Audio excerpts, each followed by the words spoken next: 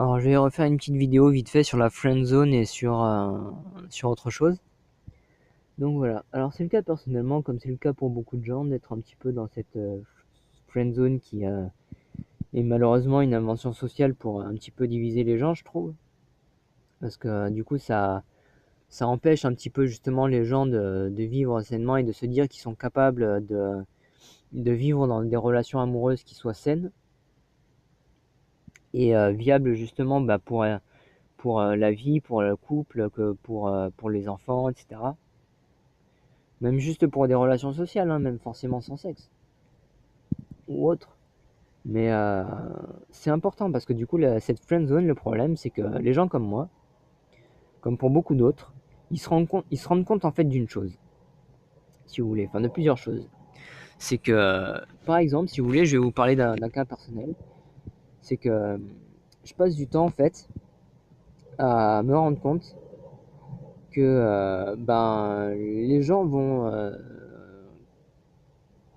prendre les gens en fait avec qui ils se sentent bien comme simplement juste des amis et qui vont vivre en fait en relation malsaine en fait avec d'autres sans s'en rendre compte en fait et qui vont comme euh, du coup le serpent qui se mord la queue, la révolution qui est le fait de refaire inlassablement en fait les mêmes choses. Bah du coup le truc c'est que en fait ils vont refaire inlassablement les mêmes erreurs, donc ils vont retomber sur les mêmes personnes en fait qui leur font du mal, etc. Ça va recréer des mauvaises relations et les gens bien, à côté de ça, du coup, ils se retrouvent sans relation. C'est un peu dommage. Ça arrive pas à tout le monde, hein, heureusement d'ailleurs. Et je suis bien content d'ailleurs pour ceux à qui ça arrive. Et j'aimerais bien que ça m'arrive aussi, mais je patiente pour ça, justement. Parce que patience est mère de vertu, justement. Et que j'espère qu'un jour, je vais pouvoir tomber sur une fille avec qui ça puisse bien se passer, ou un homme, par exemple. Parce qu'avant, j'étais plutôt hétéro, mais quand je me rends compte qu'en fait, naturellement, on est fait pour vivre en harmonie en fait les uns avec les autres, l'homosexualité par exemple c'est quelque chose qui se passe aussi dans la nature. On croit souvent que ce qui se passe dans la nature c'est un argument un petit peu sophiste, mais en fait c'est totalement naturel parce que c'est pas juste parce que ça se passe dans la nature, c'est parce que c'est un principe naturel qui est viable. Euh, Ça crée des relations entre hommes, femmes, mâles, femelles, mâle, mâle, femelle, femelle. Homme, homme, femme, femme, quand on parle des humains. Même si on est des animaux, on peut parler d'homme et de femelle sans côté péjoratif, négatif sur l'homme ou la femelle. Parce que par exemple, on voit beaucoup de côtés péjoratifs sur la femelle, mais il faut savoir qu'en fait, à la base, c'est juste la femelle du mâle, ou le mâle de la femelle, à l'inverse, qui sont dans le règne animal, quoi. C'est simple. Donc cette friendzone, enfin là je pars un peu sur autre chose, mais cette friendzone, le problème que ça a, c'est que les gens comme moi justement, on va se rendre compte que les femmes en fait ou les hommes avec qui on veut sortir, justement ils vont nous considérer que comme des amis et la relation ne va pas pouvoir se faire. Personnellement, je suis en pleine conscience, donc je le gère très bien, positivement, etc. Mais regardez les gens qui sont inconscients. Dites-vous que quand vous dites ça à quelqu'un, désolé mais on reste amis, c'est vous prenez son cœur, vous prenez ses sentiments, ses émotions, euh, vous lui foutez dans le cul un gros fist et vous allez jusqu'au bout. Et avec de la harissa, avec des piments forts, des pics, du gravier et tout ce qui s'ensuit, hein. Donc en gros là ça, ça peut détruire justement mentalement des gens qui font qu'ils ne vont plus vouloir justement vivre avec une relation saine et qui vont aussi tomber par exemple dans ce problème de la friend zone et qui vont être en relation avec des personnes malsaines et qui vont justement, pardon, je m'hydrate 2 secondes, et qui vont justement euh, vivre avec ce problème de la friend zone où ils vont justement après par eux-mêmes reproduire ce traumatisme et considérer des gens en considérant des gens,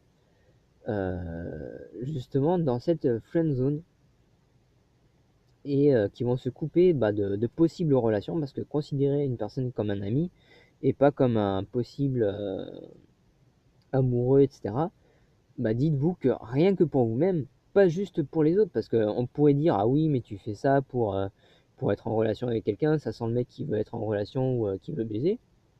Mais dites-vous que rien que pour vous-même, ça vous coupe de possibles relations avec qui vous pourriez aussi être bien, et que vous, justement, vous allez vous couper beaucoup plus potentiellement de gens qui vont être en bien-être, et que vous allez potentiellement beaucoup plus vous rapprocher de personnes avec qui vous allez passer des relations avec qui ça va durer une semaine. Regardez toutes vos anciennes relations, regardez combien ça a duré de temps, et posez-vous la question.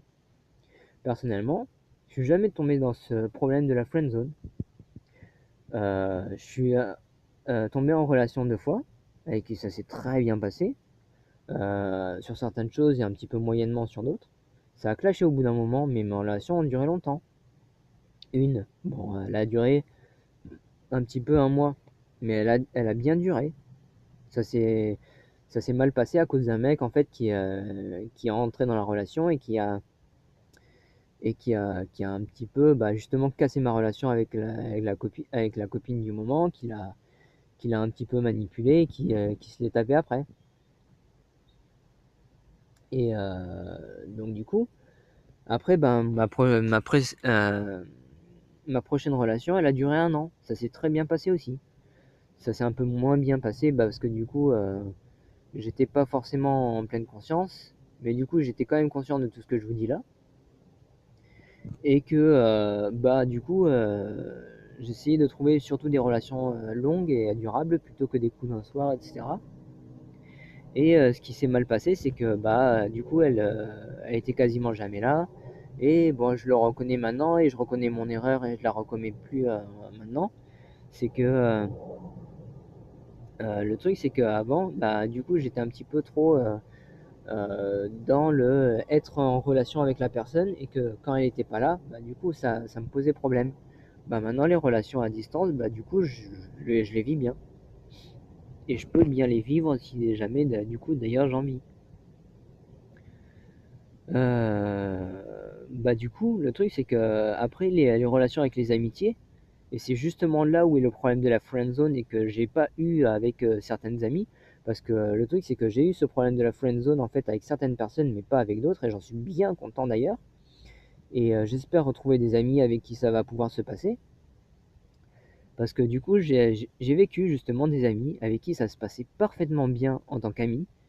Et de temps en temps, l'occasion s'y est prêtée, il s'est passé des relations sexuelles. Mais parce on était bien justement en confiance, c'était une belle relation d'amitié, qu'on se prenait en compte que du coup la relation sexuelle n'allait pas justement casser le truc, que si on pouvait potentiellement être en relation amoureuse, ça n'allait pas casser le truc, mais ça ne s'est pas fait parce que la relation n'est pas allée jusqu'à ce point-là. Et que voilà, on s'est mis à faire l'amour, et que les sentiments, les émotions, etc., que l'on partageait, c'était très très bien, et c'était parfait comme ça. Donc c'est dommage aussi de voir un petit peu ce côté de friendzone. Je pense qu'il est bien justement de considérer des personnes comme amies, mais pas forcément que et uniquement que comme amis. Je pense qu'il faut ne pas se mettre cette barrière-là, et qu'il faut justement laisser libre cours à la relation. Alors certes, parfois on va pas forcément tout le temps être en relation amoureuse, mais au moins se dire que on va être juste amis, et sans le côté friendzone, que si potentiellement on peut être amoureux, très bien, et si on n'est pas amoureux, tant pis, ça se passera avec d'autres. Mais arrêtez de se mettre en fait cette barrière, de se dire que ça sera impossible avec une personne ou une autre personne. Parce que ce n'est pas impossible, c'est juste le fait que l'on se mette dans l'illusion que ça l'est, que ça va l'être pour notre paranoïa et pour notre folie. et pas justement pour le moi intérieur, pour qui l'on est réellement, de se dire que l'on peut potentiellement justement être amoureux et qu'on pourrait justement créer une relation durable. Parce que certes, j'ai pas eu certaines relations avec d'autres personnes, mais j'en ai eu avec d'autres. Donc c'est pas grave si j'ai pas eu de relation en fait avec certaines personnes. C'est dommage, mais voilà quoi, ça a pas arrêté la terre de tourner quoi, je veux dire. J'en suis pas mort pour autant, au contraire, je suis bien vivant. Et je suis même bien content de l'être et d'être super heureux. Je suis même heureux sur ces choses-là et pour les personnes en fait à qui c'est arrivé d'être en couple avec d'autres personnes. Bah tant mieux pour elles. J'espère juste que bah, du coup, bah, je vais pouvoir retrouver une autre relation. Voilà, ça se répète un petit peu, mais c'est pour vous dire que bah voilà, ça peut vous arriver aussi. Après, vous l'expérimenterez vous-même. Là, je ne vous explique en fait, encore une fois, que des principes. Donc du coup, c'est à vous après d'expérimenter ces principes-là aussi de façon différente. Parce que le truc, c'est que la vérité, elle existe bel et bien. Sinon, pourquoi il y aurait la vérité et ce qui est faux? Pourquoi les mots même de ce que l'on essaye de comprendre par la pensée, par l'expression des mots, des paroles, etc., ça existerait? C'est bien qu'il y a quelque chose derrière. C'est bien qu'il y a quelque chose qui a fait qu'on a créé un dictionnaire avec des mots positifs, des mots négatifs, des mots neutres, que énergétiquement, bah, on pense avec des émotions positives, des émotions négatives, des émotions neutres, que l'on expérimente des choses positives, négatives ou neutres dans la vie et que le yin et le yang, ça existe. Euh, c'est pour ça que justement, on doit retrouver cet équilibre en fait en toute chose. Donc, pour en revenir un petit peu à la friend zone, vivez en fait, créez-vous des relations. Créez des relations avec les personnes qui vous entourent et après vous verrez ce que ça va donner. Vivez sainement et justement, regardez ce que ça va faire en fait avec ces relations et vous verrez que bah, ça va grandement améliorer votre vie en fait. Mentale, sociale, physique, etc. Ça va vous faire du bien, vous verrez. Et ensuite, ce que j'aimerais justement un petit peu dire en complément, c'est que justement en fait le principe de cette friend zone et cette relation sociale, c'est que justement en fait au lieu que l'on voit que des relations négatives etc qui se passent un petit peu autour, c'est que ça va redynamiser la vie sur Terre avec l'humain. Et c'est pour ça aussi que c'est super important, c'est que ça va nous remettre en fait en contact avec la nature, avec cet écosystème etc. C'est pour ça que j'en parlais tout à l'heure. Donc voilà. Voilà à quel point en fait c'est important en fait de vivre en fait en harmonie les uns avec les autres. C'est que on va pouvoir aussi vivre en harmonie en fait avec tout ce qui nous entoure.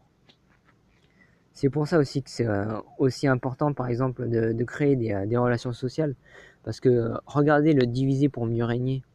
Pourquoi croyez-vous que certaines choses sont faites en fait pour euh, bah, justement diviser les humains, diviser les parties d'une plante au lieu de comprendre par exemple la plante comme un fruit à part entière, outre la partie qui est soi-disant dite comestible alors que les autres parties sont comestibles. Par exemple, regardons là. Euh, cette petite plante qui est l'avocatier, par exemple. Voilà. Les feuilles poussent. Elles vont, à certains endroits aussi, laisser place, par exemple, à des petites pousses qui vont donner, par exemple, des avocats. Ces avocats, ben, ils sont des fruits. La peau de l'avocat, ça peut être comestible, c'est très amer. C'est pas forcément bon à manger tout le temps, mais de temps en temps, ça peut être bon.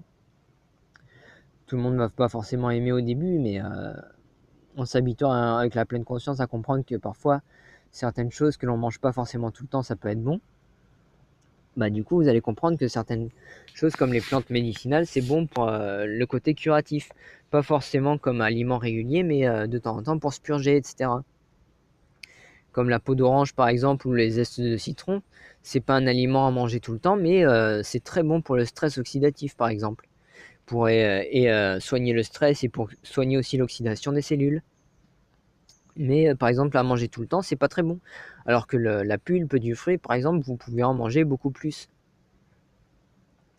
Donc du coup, parfois certaines feuilles aussi, comme la feuille de vigne, ça va être bon pour la santé. La feuille de laurier, c'est très bon pour la santé. Les épices aussi, c'est très bon pour la santé, mais ça va être plutôt médicinal. Après, ce que l'on mange, certes, c'est une partie de la plante, mais vous pouvez manger aussi d'autres parties, comme les racines. C'est ce qui nous permet aussi de récupérer beaucoup plus de nutriments, parce que c'est par là qu'assimilent les nutriments, enfin les plantes, elles assimilent les nutriments par les racines. Donc on en retrouve beaucoup, alors qu'en fait, la plupart du gens, ben, ils les coupent. Les fans aussi, les fans des carottes, des betteraves, etc., c'est très très bon. Regardez le diviser pour mieux régner.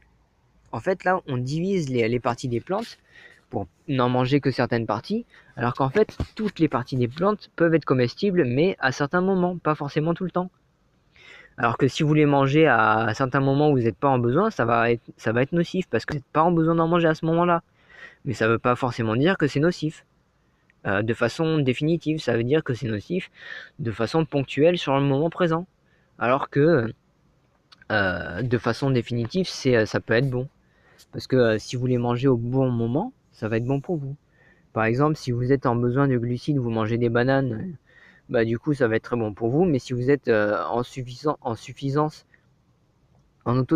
d'ailleurs de glucides, et que vous êtes plus en besoin de protéines par exemple, et que vous mangez que des bananes qui vous apportent énormément de protéines, et pas, énormément de... Je viens de faire une faute là, je suis un peu fatigué. Je le reconnais d'ailleurs, et donc du coup je le corrige. Que vous mangez par exemple beaucoup plus de glucides par rapport aux bananes, et que vous mangez très peu de protéines, parce que ça contient un peu de protéines, mais très peu. C'est ce que je voulais dire en fait exactement. Donc du coup en fait vous mangez les bananes qui apportent énormément de glucides et très peu de protéines. Le truc c'est que ça va vous apporter trop de glucides, donc vous n'êtes pas en besoin, donc ça va acidifier le corps, etc. Alors que par exemple si vous mangez plus de protéines dans les graines, les noix, etc., et que vous mangez moins de glucides comme les bananes, ça va être bon pour vous. Si vous mangez plus de protéines au lieu de plus de glucides. C'est ça le truc en fait, c'est il faut que vous voyez en fait les besoins nutritionnels de temps en temps. C'est pour ça que c'est important de faire des tests sanguins, des tests de nutriments, que ce soit par exemple avec des oligoscans ou des physioscans qu'on trouve en naturopathie par exemple, ou des tests urinaires ou autres, pour vérifier vos taux de nutriments. Ou avec la pleine conscience, si vous voulez expérimenter ça, parce qu'on peut, euh, en fait, en ressentant en fait les besoins naturels du corps, arriver à le comprendre aussi. Mais si vous n'êtes pas comment dire, en assurance pour pouvoir le faire encore, et que vous êtes en besoin de vous assurer par d'autres moyens, vous pouvez faire des tests. Personnellement, je fais des tests de temps en temps pour montrer aux gens que, du coup, ça, ça peut être bon justement cette alimentation végétale et crue, mais qu'il faut savoir justement comment manger végétal et cru. Il faut pas faire ça n'importe comment, parce que justement le truc c'est que le problème c'est qu'en fait ça va faire en sorte que certaines personnes vont faire des erreurs et vont se dire qu'en fait c'est pas bon pour eux, alors qu'en fait ils se sont juste mis à faire des trucs faux. Par exemple, j'ai vu des vidéos où les gens mangent des brocolis crus, et que leur corps, vu qu'ils se sont mis en fait à manger de façon un peu malsaine, du coup leur corps n'était pas en capacité de manger des brocolis crus, ou alors pas autant qu'ils en ont mangé. Alors qu'en fait, ils pourraient potentiellement le faire, mais il faudrait qu'ils jeûnent, qu'ils vivent un peu plus sainement, et là leur corps serait capable de pouvoir manger beaucoup plus. Mais ça ne veut pas dire qu'ils en sont totalement incapables. Ça veut dire qu'il faut qu'ils, comme on le disait tout à l'heure dans des vidéos, que comme les principes de la vie qu'il faut qu'ils soient propices en fait pour pouvoir l'accueillir parfaitement sainement, il faut que justement, vous voyez que là, j'essaye de vous aider à comprendre les choses de façon saine au lieu de vous tromper, que en fait j'essaye de rendre complémentaires et objectifs les choses, que c'est justement en voyant les choses de façon objective et complémentaires les unes aux autres, pour que l'on arrive parfaitement à comprendre les choses. Parce que c'est là en fait où on voit que les principes qui vont être justement propices à la vie, que ça va être en relation en fait avec ce que vous allez manger de sain. Il faut que en fait votre corps et votre esprit soyez en parfait principe justement, qui accueille la vie, qui accueille justement ces principes de sain, de corps et d'esprit sain, euh, pour justement en fait accueillir la vie et vivre sainement, pour pouvoir justement manger en fait les aliments que vous n'arriviez pas à manger à cause de certaines choses, que justement en vivant sainement vous pouvez arriver en fait à les consommer. Vous comprenez justement en fait ce principe là. Et bah voilà, donc c'est un petit peu tout, et en espérant que les gens finissent par comprendre ça et vivre sainement, parce qu'en fait le petit autiste que je suis, il aimerait bien revoir un petit peu plus de choses positives dans ce monde, et c'est déjà le cas en fait, de façon un peu plus saine et constante en fait, constamment. C'est que ça se voit de plus en plus, mais c'est important que ça se fasse aussi de plus en plus. Donc faites de belles relations, faites de beaux enfants en fait, et éduquez-les aussi de façon saine à ce qu'ils puissent aussi agir de façon saine pour l'avenir, et vous verrez que ça va arranger les choses. Allez, c'était Guanyin. On se verra pour une autre vidéo que je vais faire pour les jeux vidéo. Et je vous souhaite une belle et une agréable vie. À la prochaine, salut, tchuss.